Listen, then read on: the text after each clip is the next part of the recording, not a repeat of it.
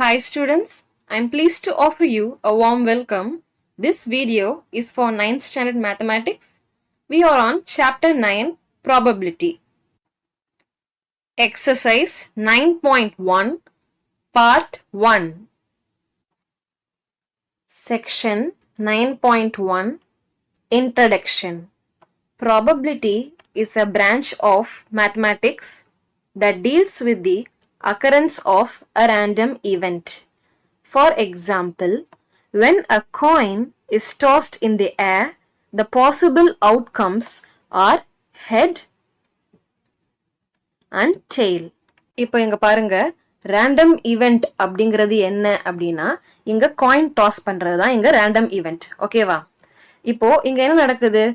Toss பண்ண காயினை நமக்கு ஒன்னு ஹெட்ஸ் கிடைக்கும் இல்ல டெயில் கிடைக்கும். அதுதான் அக்கரன்ஸ். இந்த அக்கரன்ஸ் வந்து அன்சர்டைன். அதாவது ஹெட்ஸ் தான் விழும் டெய்ல்ஸ் தான் விழும் அப்படிங்கிறது உறுதியா சொல்ல முடியாது அந்த அவுட்கம். ஸோ இந்த மாதிரி சிச்சுவேஷன்ல இன்வால்வ் ஆகிற பிரான்ச் ஆஃப் மேத்தமெட்டிக்ஸ் பேர் தான் வந்து probability. Section 9.2 basic ideas. When we carry out experiments in science repeatedly under identical conditions, we almost get the same result. Such experiments are known as deterministic.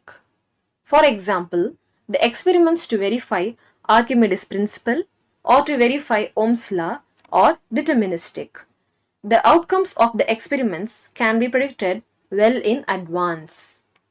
அதாவது இப்போ நம்ம conduct பண்ற எக்ஸ்பெரிமெண்ட்ஸ்ல இதுதான் result வரப்போகுது அப்படின்னு ஷோரா சொல்ல முடியும் அப்படின்னா அந்த எக்ஸ்பெரிமெண்ட்ஸ் பேர் வந்து deterministic experiments. But there are experiments in which the outcomes may be different, even when performed under identical conditions. For example, when a fair dice is rolled, a fair coin is flipped, or while selecting the balls from an urn, we cannot predict the exact outcome of these experiments. These are random experiments. அதாவது இப்போ நம்ம conduct பண்ற எக்ஸ்பெரிமெண்ட்ஸ்ல இதுதான் result வரப்போகுது அப்படின்னு நமக்கு ஷோரா சொல்ல தெரியல அப்படின்னா அந்த எக்ஸ்பெரிமெண்ட்ஸ் பேர் வந்து ரேண்டம் எக்ஸ்பெரிமெண்ட்ஸ். ஃபார் எக்ஸாம்பிள் கொடுத்துருக்காங்க பாருங்க, டைஸ் ரோல் பண்றதோ காயின் ஃபிளிப் பண்றது, அதே மாதிரி ஒரு ஏர்ன்ல இருந்து நம்ம பால் செலக்ட் பண்றது, இந்த பால் தான் நம்ம செலக்ட் பண்ண போறோம் அப்படின்னு நமக்கு தெரியாது இல்லையா? ஸோ இந்த மாதிரி எக்ஸ்பெரிமெண்ட் எல்லாமே ரேண்டம் எக்ஸ்பெரிமெண்ட்ஸ் அப்படின்னு சொல்றாங்க. Now let us see some important terms related to probability. Trial. Rolling a dice and flipping a coin are trials. A trial is an action which results in one or several outcomes. எந்தெந்த செயலுக்கு வந்து நமக்கு results கிடைக்குதோ அந்த செயல், that is an action, அதுதான் வந்து trial அப்படின்னு சொல்றாங்க. Outcome. While flipping a coin, we get head or tail. Head and tail are called the outcomes. The result of the trial is called an outcome. இப்போ நம்ம பண்ணக்கூடிய செயல் மூலமா கிடைக்கிற ரிசல்ட் தான் வந்து என்ன அப்படின்னா அவுட்கம் அப்படின்னு சொல்றாங்க. Sample point. While flipping a coin, each outcome H or T are the sample points. Each outcome of an random experiment is called a sample point. Random experimentல கிடைக்கக்கூடிய ஒவ்வொரு அவுட்கம் தான் வந்து என்ன அப்படின்னா சாம்பிள் பாயிண்ட் அப்படின்னு சொல்றாங்க. ஃபார் எக்ஸாம்பிள், இப்போ காயினை ஃபிளிப் பண்ணும்போது நமக்கு ஒரு அவுட்கம் கிடைக்கும், ஹெட் கிடைக்கலாம் இல்ல டெய்ல் கிடைக்கலாம். அதுதான் வந்து என்ன அப்படின்னா sample points.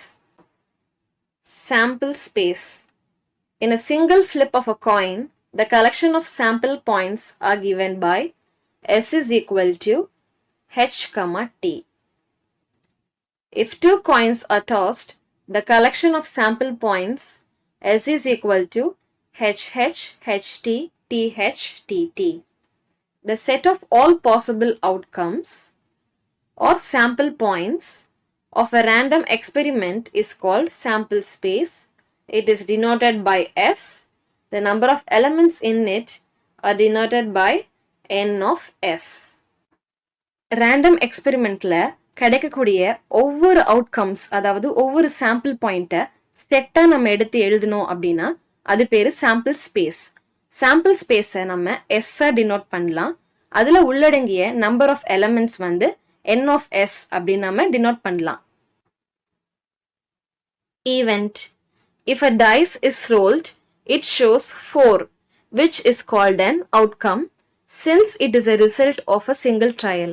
In the same experiment, the event of getting an even number is 2, 4, 6. So any subset of a sample space is called an event. Hence an event can be one or more than one outcome. இப்போ நம்ம மொத்தமா எழுதியிருக்கிற sample ஸ்பேஸ்ல ஒரு தனி செட்டை வந்து நம்ம ஈவெண்ட் அப்படின்னு சொல்லலாம். இங்க பாருங்க, ஒரு டைஸை வந்து ரோல் பண்ணும்போது நமக்கு 4 அப்படிங்கிற அவுட்கம் கிடைக்கலாம், 2, 4, 6 இதுவும் கிடைக்கலாம். ஸோ இந்த 4 வந்து 2, 4, 6ல வந்து சப்செட்டா இருக்கு. ஸோ அந்த 4 வந்து என்ன அப்படின்னா ஈவெண்ட் அப்படின்னு சொல்றாங்க. Section 9.3 Classical Approach. Let S be the set of all equally likely outcomes of a random experiment. S is called the sample space for the experiment. Let E be some particular outcome or combination of outcomes of an experiment. E is called an event. The probability of an event E is denoted as P of E. P of E is equal to number of favorable outcomes by total number of outcomes equal to n of E by n of S. நம்ம random experimentல கண்டுபிடிச்ச total number of outcomes n of S அப்படி எழுதிக்கிட்டு number of favorable outcomes வந்து n of E அதை கண்டுபிடிச்சு நம்ம P of E is equal to n of E by n of S அப்படின்னு நம்ம எழுதணும் அப்படின்னா இந்த மெத்தட் பேர் வந்து classical approach. Section 9.4 Empirical Approach. Let us formalize the definition. If the total number of trials, say n, we find R of the outcomes in an event E, then the probability of an event E denoted by P of E is given by P of E is equal to R by n. இப்போ நம்ம total number of actions அதாவது trials வந்து என்னன்னு எழுதுக்கிறோம். அதுக்கு கிடைச்ச outcomes அதாவது results வந்து R அப்படி நம்ம டினோட் பண்ணிக்கிறோம். இப்போ ப்ராபபிலிட்டி ஆஃப் சம் ஈவெண்ட் அதை வந்து பி ஆஃப் இ அப்படின்னு டினோட் பண்ணிக்கிறோம். P of E is equal to R by N அப்படி நம்ம எழுதணும் அப்படின்னா அது empirical approach. Exercise 9.1. Question number 1. You're walking along a street. If you just choose a stranger crossing you, what is the probability that his next birthday will fall on a Sunday? Question number 1 என்ன அப்படின்னா, நம்ம இப்போ தெருல நடந்து போயிட்டு இருக்கோம், யாரோ ஒருத்தங்களை பார்க்குறோம், அவங்களோட நெக்ஸ்ட் பர்த்டே வந்து சண்டேல எப்ப வருது அப்படிங்கறத நாம கண்டுபிடிக்க போறோம். Therefore, நம்ம பார்த்த ஸ்ட்ரேஞ்சரோட பர்த்டே சண்டேல வரதுக்கான ப்ராபபிலிட்டி வந்து 1/7. Question number 2. What is the probability of drawing a king or a queen or a jack from a deck of cards? இப்போ ஒரு deck of cardsல இருந்து king, queen, jack draw பண்றதுக்கான probability என்ன அப்படிங்கறத கண்டுபிடிக்க போறோம்.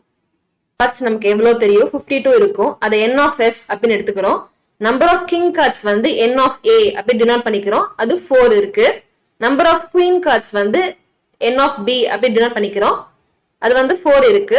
நம்பர் ஆஃப் ஜாக் கார்ட்ஸ் வந்து n of c அப்படி டினோட் பண்ணிக்கிறோம், அதுவும் 4 இருக்கு.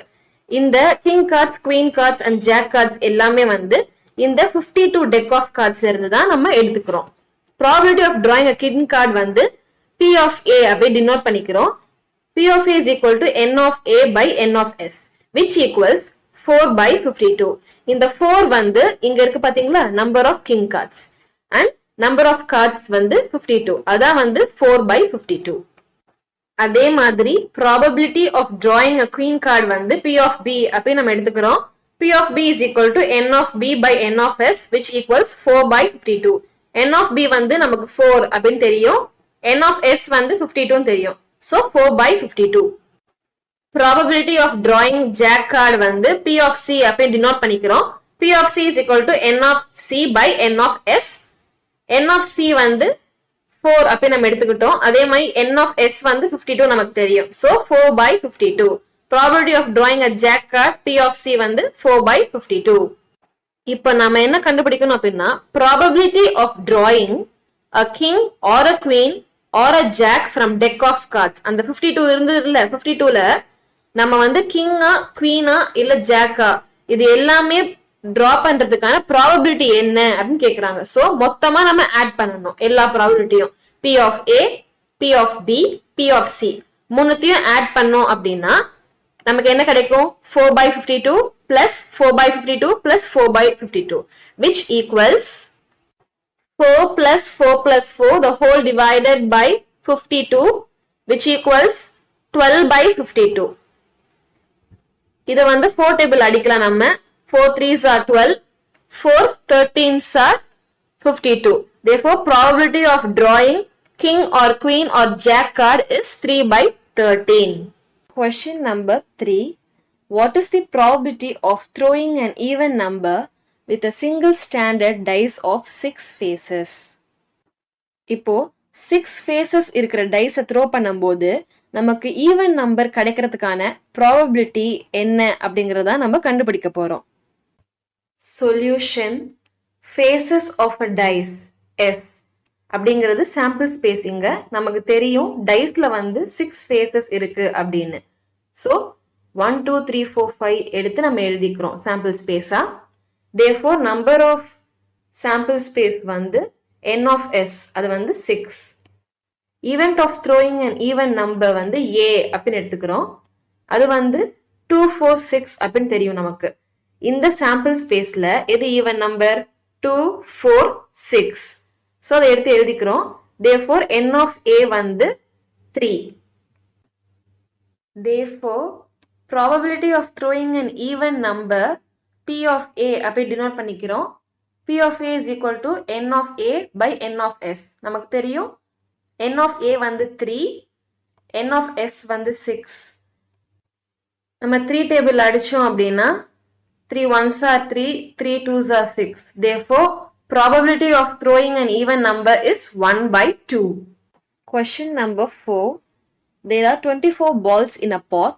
If 3 of them are red, 5 of them are blue, and the remaining are green, then what is the probability of picking out subdivision 1, a blue ball, subdivision 2, a red ball, and subdivision 3, a green ball?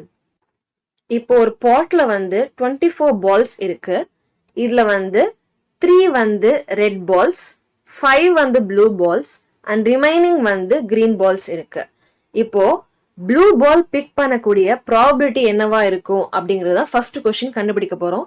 Second வந்து red பால் big பண்ணக்கூடிய probability என்னவா இருக்கும் and third வந்து green பால் big பண்ணக்கூடிய probability என்னவா இருக்கும் அப்படிங்கறத வந்து நம்ம கண்டுபிடிக்க போறோம். சொல்யூஷன் நமக்கு தெரியும் 24 பால்ஸ் வந்து பாட்ல இருக்கு அப்படின்னு சொல்லிட்டு. அதனால n of s வந்து 24. ரெட் பால்ஸ் வந்து 3 இருக்குன்னு சொன்னாமா. so n of r is 3. Blue balls வந்து 5. so n of b வந்து 5. கிரீன் பால் வந்து n of g ன்னு எடுத்துக்கிறோம். அது வந்து 16 இருக்கு. எப்படி 16 சொல்றோம் அப்படின்னா 24ல வந்து 8 வந்து red and blue balls, remaining வந்து கிரீன் பால்ஸ் அப்படின்னு சொல்றாங்க. அப்போ 24 minus 8 எவ்வளோ? 16. so 16 green balls. p of b வந்து probability for picking blue ball. n of b by n of s. n of b வந்து நமக்கு என்னன்னு தெரியும்? 5 தெரியும். n of s வந்து 24. therefore probability of picking a blue ball is 5/24. அதே மாதிரி red பால் வந்து p of r அப்படி டினோட் பண்ணிக்கிறோம். அது n of r by n of s which equals 3/24. 1/8 வந்து probability of picking a red ball. Third subdivision probability of picking a green ball வந்து p of g அப்படின்னு எடுத்துக்கிறோம். n of g by n of s. n of g வந்து 16 நமக்கு தெரியும், n of s வந்து 24. இதை cancel பண்ணும்போது 2 by 3 கிடைக்குது நமக்கு. Therefore, probability of picking a green ball is 2 by 3. Question number 5. When two coins are tossed, what is the probability that two heads are obtained? அதாவது 2 coins நம்ம toss பண்றப்ப 2 heads நம்ம obtain பண்ற மாதிரி அடையக்கூடிய probability என்ன அப்படிங்கறத நம்ம கண்டுபிடிக்க போறோம். Solution. இப்போ sample space வந்து நம்ம கண்டுபிடிக்கணும். 2 coins toss பண்ணும்போது நமக்கு HH, TT, HT, TH அப்படின்னு சொல்லிட்டு ஒரு sample space வந்து நம்ம எழுதிக்கிறோம். இதை எண்ணி பார்த்தோம் அப்படின்னா 4 வருதா? HH, TT, HT, TH. Therefore, n of s is 4. Event of getting 2 heads வந்து A அப்படின்னு எடுத்துக்கிறோம். இங்க பாத்தீங்க அப்படின்னா sample spaceல ஒன்னே ஒண்ணுதான் இருக்கு, HH. Therefore, n of A வந்து 1. Probability of getting 2 heads வந்து P of A அப்படி denote பண்ணிக்கிறோம். P of A ஓட formula என்ன இங்க? n of A by n of s. n of A வந்து 1, n of s வந்து 4. Therefore, probability of getting 2 heads வந்து 1 by 4. Question number 6. 2 dice are rolled. Find the probability that the sum is subdivision 1 equal to 1, subdivision 2 equal to 4, subdivision 3 less than 13. 2 dice வந்து role பண்ணிருக்கப்ப வரக்கூடிய அவுட்கம்ஸை some பண்ணும்போது அதோட probability வந்து equal to 1 இருக்குமா, equal to 4 இருக்குமா, R less than 3 இருக்குமா அப்படின்னு 3 கேள்வி கேட்டிருக்காங்க. இதுக்கு தான் வந்து நம்ம சொல்யூஷன் பார்க்க போறோம். சொல்யூஷன். 2 டைஸை ரோல் பண்ணும்போது நம்ம கிடைக்கக்கூடிய சாம்பிள் ஸ்பேஸ் வந்து நம்ம இப்போ ஃபார்ம் பண்ணிக்கிறோம். எஸ் அப்படின்னு சொல்லி எடுத்து எழுதிக்கிறோம். 1 1 1 2 1 3 1 4 அந்த மாதிரி 6 வரைக்கும் எழுதிக்கிறோம். 6 1 6 2 6 3 6 4 6 5 6 6. இதை எண்ணும் போது நமக்கு என்ன கிடைக்குது அப்படின்னா n of s வந்து 36 அப்படின்னு கிடைக்குது. Subdivision 1, event of the sum is equal to 1 அப்படின்னு கேட்டிருக்காங்க. இப்போ இந்த சாம்பிள் ஸ்பேஸ்ல இருக்கிற நம்பர்ஸை ஆட் பண்ணோம் அப்படின்னா 1 வரணும் அப்படிங்கிறாங்க. எந்த பேர் ஆட் பண்ணா 1 வரும்? எதுவுமே வராது. பாருங்க, ஸ்டார்டிங்கே வந்து 1 + 1 2 தான் வரும். அதனால வந்து 0 அப்படிங்கிறோம். therefore probability வந்து 0 by n of s. Subdivision 2, event of the sum is equal to 4 அப்படின்னு bன்னு எடுத்துக்கிறோம். நம்ம அந்த ஈவெண்ட் வந்து b அப்படின்னு எடுத்துக்கிறோம். அந்த சாம்பிள் ஸ்பேஸ்ல பார்த்ததுல வந்து இந்த 3 பேர் தான் வந்து ஆட் பண்ணா நமக்கு 4 அப்படின்னு கிடைக்குது. therefore n of b வந்து 3. p of b வந்து event of the sum is equal to 4க்கு வந்து ப்ராபபிலிட்டியா எடுத்துக்கிறோம். p of b is equal to n of b by n of s. n of b வந்து 3, n of s வந்து 36. இதை cancel பண்ணும்போது நமக்கு 1 by 12 answer கிடைக்குது. Subdivision 3, event of the sum is equal to less than 13. C அப்படின்னு எடுத்துக்கிறோம் அந்த ஈவெண்ட்டை. இப்போ இந்த சாம்பிள் ஸ்பேஸ் எல்லாமே நம்ம ஆட் பண்ணோம் அப்படின்னா 13க்கு கீழே வர மாதிரி என்னென்ன பேர் இருக்கு நம்ம பார்க்க போறோம். இப்போ பாருங்க, அந்த சாம்பிள் ஸ்பேஸ்ல வரிசையா 1 1 1 2 1 3 1 4 1 5 1 6 எல்லாமே வந்து 12க்கு கீழே தான் இருக்கு. 6 + 1 7 கீழே இருக்கா? 5 + 1 6, அது வந்து 13க்கு லெஸ்ஸாக தான் இருக்கு. அதே மாதிரி செகண்ட் ரோவை பாருங்க, அதே மாதிரி தேர்ட் ரோவையும் பாருங்க. ஆட் பண்ணா நமக்கு வந்து 13க்கு கீழே வருது. அதே மாதிரி தான் ஃபோர்த் ரோவும், fifth row same, sixth row same. 6 + 6 பாருங்க, கடைசியா 12 தான் வருது. அதுவும் வந்து லெஸ் தேன் 13 தான். therefore n of c வந்து 36. therefore p of c is equal to n of c by n of s. 36 by 36 வரும், கேன்சல் பண்ணா 1.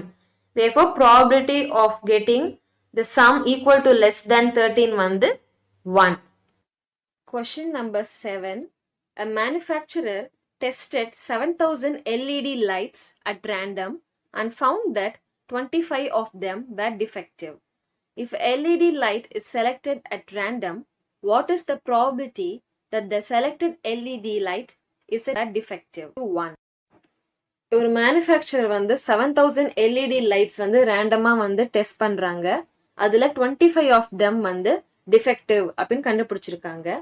இப்போ இந்த 7,000ல ஒரு எல்இடி லைட்டை செலக்ட் பண்ணி அது டிஃபெக்டிவா இருக்க எவ்வளோ சான்ஸ் இருக்கு அப்படிங்கறத வந்து இப்போ கண்டுபிடிக்க போறோம். சொல்யூஷன். இப்போ வந்து கொஸ்டின்ல வந்து 7,000 எல்இடி லைட்ஸ் டோட்டல் கொடுத்துட்டாங்க. அதுதான் வந்து இப்போ sample space.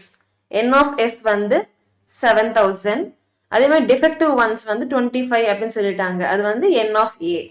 Therefore p of a வந்து probability for selecting LED light that is defective 1. P of a is equal to n of a by n of s which equals 25 by 7,000. இதை cancel பண்ணும்போது 1 by 280 கிடைக்குது. Therefore p of a is equal to 1 by 280. Question number 8. In a football match, a goalkeeper of a team can stop the goal 32 times out of 40 attempts tried by a team. Find the probability that the opponent team can convert the attempt into a goal.